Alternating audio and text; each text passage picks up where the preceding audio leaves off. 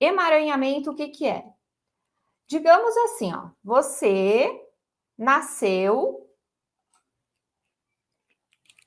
de um pai e uma mãe.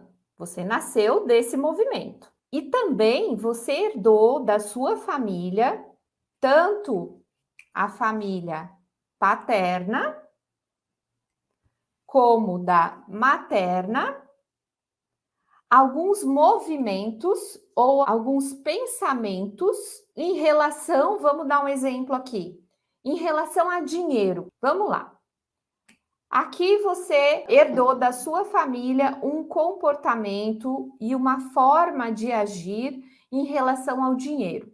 Você herdou isso da sua mãe, né? E de toda a ancestralidade do sistema familiar materno e também do sistema familiar paterno. Você herdou isso de forma inconsciente.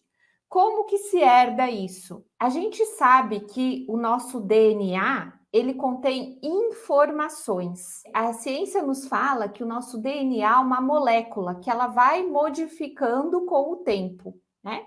Então tem esse aspecto que a gente herda muitas informações através do nosso sangue, do nosso DNA, tá lá exposto. Isso a ciência já nos prova, né? Mas vem aí o Rupert Sheldrake e ele nos fala de campos mórficos, campos espirituais. Isso é o que Rupert Sheldrake nos fala. E aí ele diz o quê? Que nós inconscientemente acessamos nesses campos espirituais, nesses campos mórficos, informações que correspondem a outras pessoas. Quem são essas outras pessoas? São pessoas do nosso sistema familiar. Não só a mãe, não só o pai, mas todos aqueles que fazem parte do nosso sistema. E aí vem Bert Hellinger e com as constelações e nos revela o quê? Que tem muita gente que faz parte do nosso sistema familiar, que não são só os consanguíneos. Então, não é só o meu avô, não é só a minha avó, não é só os meus pais, os meus tios, irmãos dos meus pais. Não.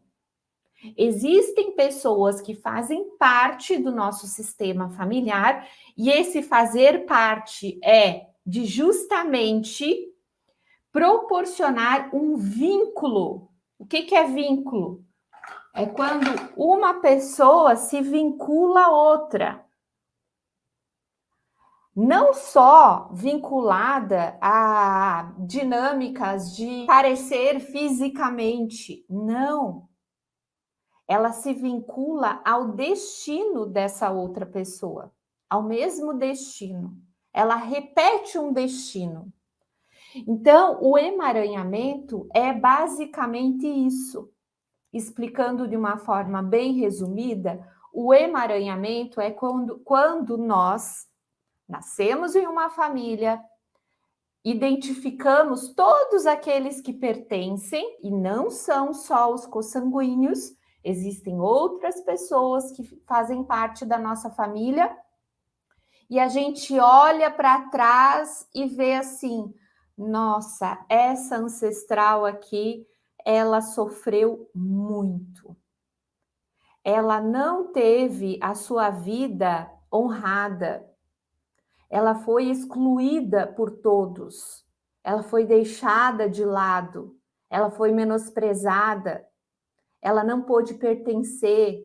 Ela teve o seu filho arrancado dos braços e aí ficou completamente excluída da família. Quando a gente olha para trás e vê esse sofrimento aqui, e a gente sente alguma afinidade com isso, alguma sintonia com essa vibração que a pessoa emite, né? Que a pessoa vive, ou viveu, né? O que acontece? Nós nos vinculamos E aí nós passamos a dizer o quê? Qual é a frase que opera aqui nessa circunstância de vínculo, de emaranhamento? Qual é a frase que opera aqui? É eu por você. Eu por você. Eu faço isso em honra a você.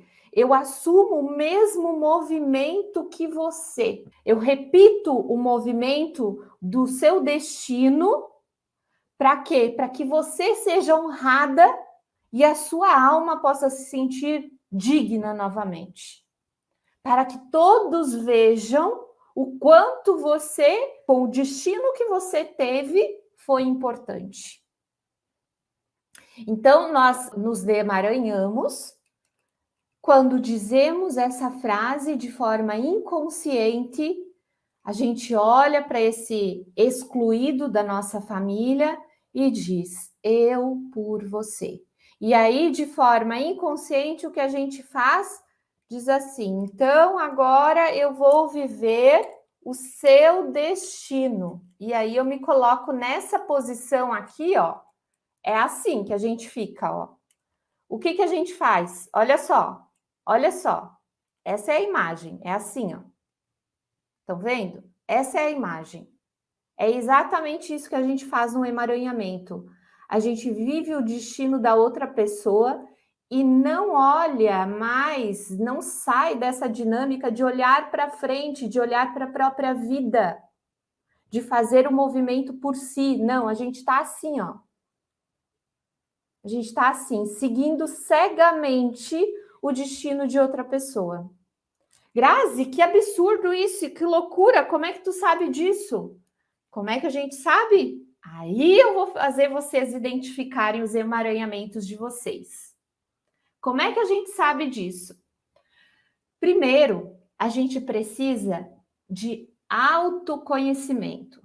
O que é o autoconhecimento? É saber o que eu estou fazendo da minha própria vida. Que movimento que eu estou fazendo? Então, vamos lá. Então, eu estava falando antes sobre dinheiro, né? Digamos que essa ancestral aqui, ela teve uma grande perda financeira. E aí ela foi ridicularizada por isso, ela foi deixada de lado por isso, ela não era mais digna de pertencer por conta dessa perda financeira. Aí o que você faz? Você diz assim: eu honro a sua pertinência a esse sistema familiar, tendo o mesmo destino que você. Então, eu também vou ter, em honra a você, uma grande perda financeira. Mas esse movimento de emaranhamento, ele se dá para diversas coisas. E principalmente para o quê? Para as doenças.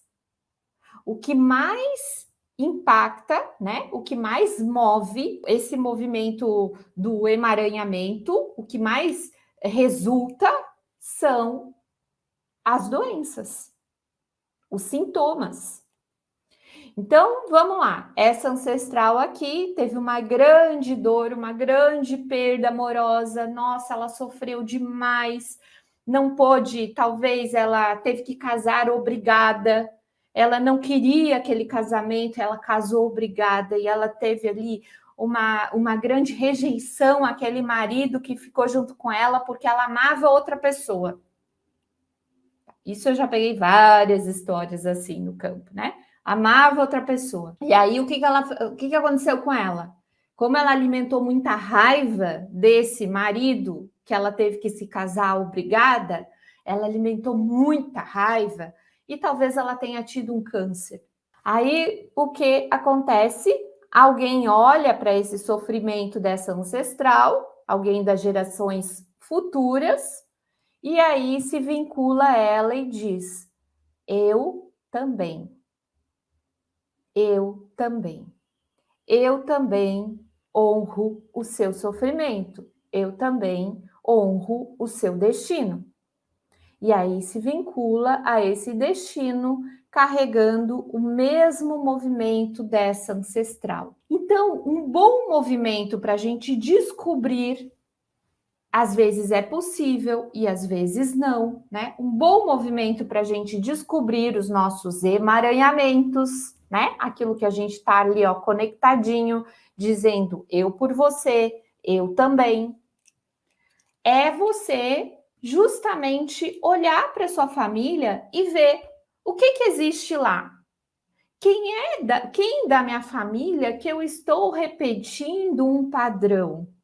Quem da minha família eu estou conectado, que eu tenho o mesmo sintoma? Eu canso de atender gente falando assim, Grazi, a minha mãe faleceu de problema do coração, eu tenho problema do coração e agora meu filho tem problema do coração. Minha família, várias pessoas tiveram câncer de intestino, de estômago, e agora eu também tenho. É essas características, essas situações repetitivas que você deve estar atento, porque ali existe o quê? Um sinal de emaranhamento sistêmico. Porque sim, existem doenças que são sistêmicas, que são por essa desordem aqui, exatamente por esse movimento aqui, ó. Aonde eu sigo o destino de outra pessoa de forma inconsciente. Então, se eu não consigo identificar isso, se eu não sei disso, eu vou vivendo a minha vida dessa forma e nunca faço nenhum movimento para olhar para essa dinâmica, nunca faço nenhum movimento que vá me tirar dessa cegueira, que vá me tirar disso. Eu nunca faço esse movimento. E aí é bem provável que eu movimente a minha vida para ter o mesmo destino que essa pessoa aqui. Aí eu vou colher exatamente a mesma situação que ela colheu. Para trabalhar questões como essa na sua família, entre para o Constelando a Vida.